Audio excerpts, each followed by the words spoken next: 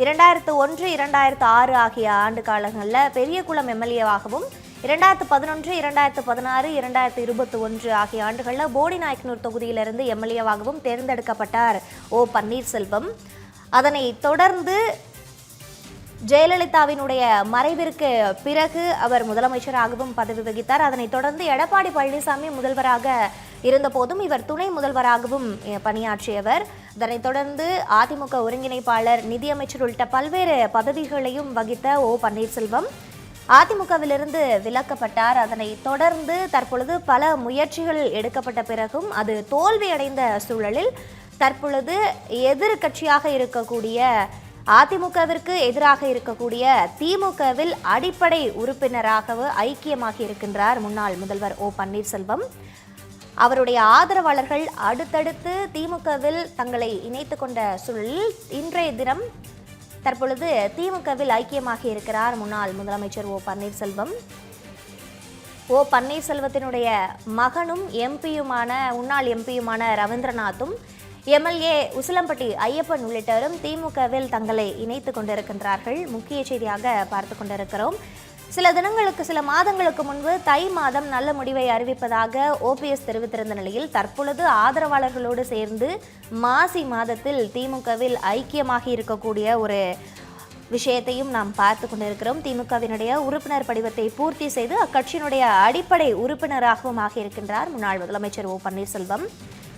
தேனி மாவட்டத்தில் எதிரும் புதிருமாக இருந்த தங்க தமிழ்ச்செல்வனும் அறிவாலயத்திற்கு வருகை தந்த ஓபிஎஸ்ஐ வரவேற்றிருக்கின்றார் என்ற ஒரு செய்தியையும் நாம் பார்த்து கொண்டிருக்கிறோம்.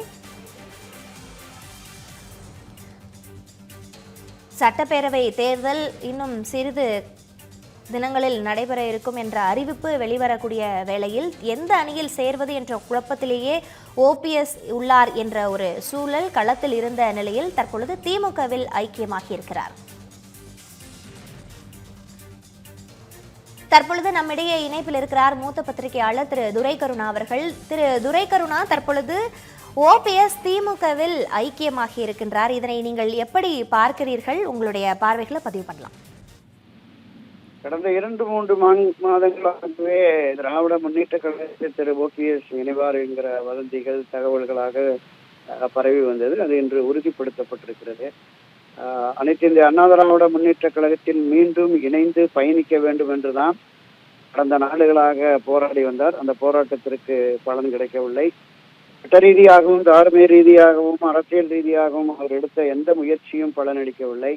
திரு எடப்பாடி பழனிசாமியினுடைய அந்த பிடிவாதம் காரணமாக இப்படிப்பட்ட ஒரு இக்கட்டான முடிவை எடுப்பதற்கு அவர் தள்ளப்பட்டிருக்கிறார்.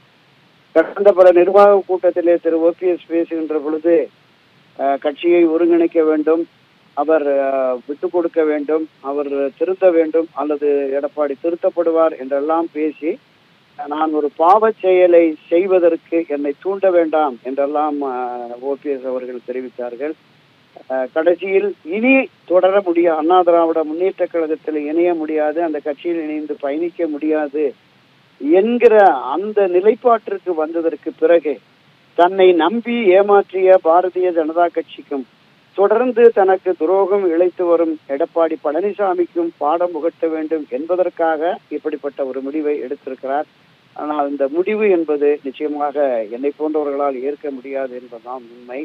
ஏனென்றால் அதிமுகவை தொடங்கிய புரட்சி தலைவர் எம்ஜிஆர், அதை தொடர்ந்து இந்த கட்சியை கட்டி காப்பாற்றி வழிநடத்த செல்லும் ஜெயலலிதா, இந்த இருவரும் தலைவர்கள் அமர்ந்த இருக்கையில் அவர்கள் வகித்த பொறுப்பில் இருந்தவர் மரியாதைக்குரிய ஓபிஎஸ் அவர்கள்.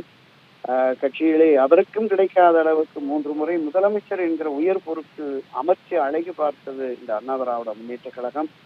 எனவே நேர் எதிரடியான ஒரு அமைப்பு. இந்த கட்சி தொடங்கப்பட்டதே திராவிட முன்னேற்ற கழகத்தை அரசியல் களத்திலிருந்தும் தேர்தல் களத்திலிருந்தும் அப்புறப்படுத்த வேண்டும் என்பதற்காகத்தான் அந்த திமுகவில் தன்னை இணைத்துக் கொண்டது என்பது உண்மையிலே அவருடைய மனச்சாட்சியம் நிச்சயமாக உறுத்தும். ஆனால் எடப்பாடியினுடைய இந்த பிடிவாத தன்மையால் அவருக்கு பாடம் புகட்ட வேண்டும் என்பதற்காக இந்த முடிவை எடுத்திருக்கிறார். அவருடைய அரசியல் வாழ்வு, அரசியல் எதிர்காலத்தை கருதியும் இந்த முடிவை அவர் எடுத்திருக்கிறார் என்று பார்க்கிறேன்.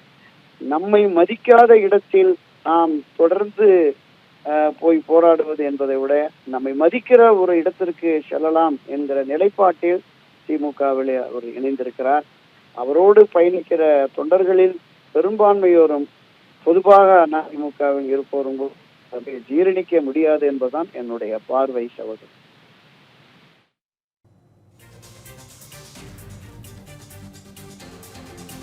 நன்றி திரு துரைக்கருணா அவர்களே, இணைப்பில் வந்து தங்களுடைய பார்வைகளை பகிர்ந்து கொண்டமைக்கு.